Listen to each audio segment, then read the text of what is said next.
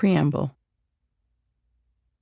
Mexico, Maine is a small paper mill town that lies in a valley, or river valley, as we now call the area, because I suppose you can't have one without the other. The hills are low and worn and carved by the waters surrounding them, and trees line the rivers, which confine the town. Coursing through the valley's midsection, the Androscoggin River. Just across the S-Hook in the river, in the neighboring town of Rumford, the mill's smokestacks poke holes in the white plumes they create. That's money coming out of those smokestacks, our fathers used to say about the rotten-smelling upriver drafts that surfaced when the weather shifted. That smell loitered amid the softball games we played beneath those stacks and lingered on our fathers' shirt sleeves when they came home from work, allowing us to forgive the rank odor for what it provided.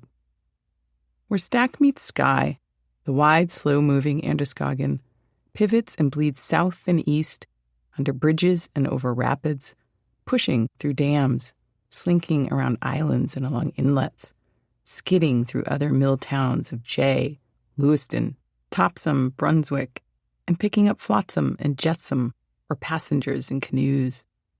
In the calmer sections, its velvety waters press on with the slow caress of lava and despair.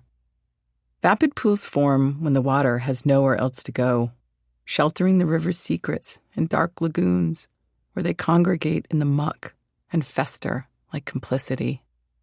Sometimes the river pauses or eddies when it meets an obstacle and diverts into other routes, into unpredictable detours, following the edges of its design.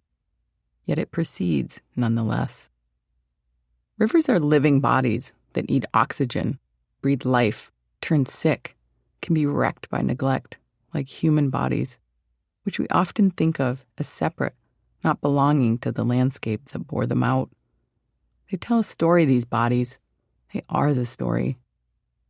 In deep grottos of the past, the great polar ice cap melted into glaciers, and its calving mass crawled north, carving long, deep ruts that became the lakes and rivers of Maine.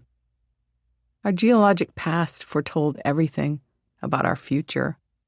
But in this future, lives are unlived, secrets never revealed, and stories remain unwritten about how much we all lose.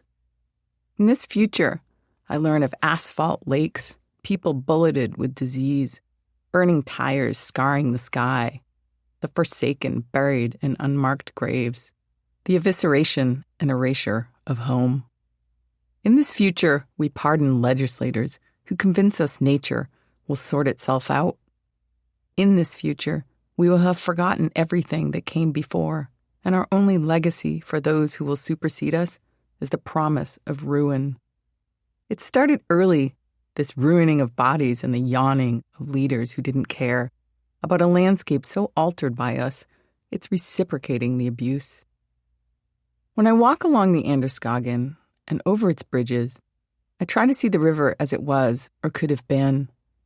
Even in its current spoiled state, it's still a thing of great agency. The transactions of its waters an awesome sight, wearing down granite and earth with the repeated force of its movement.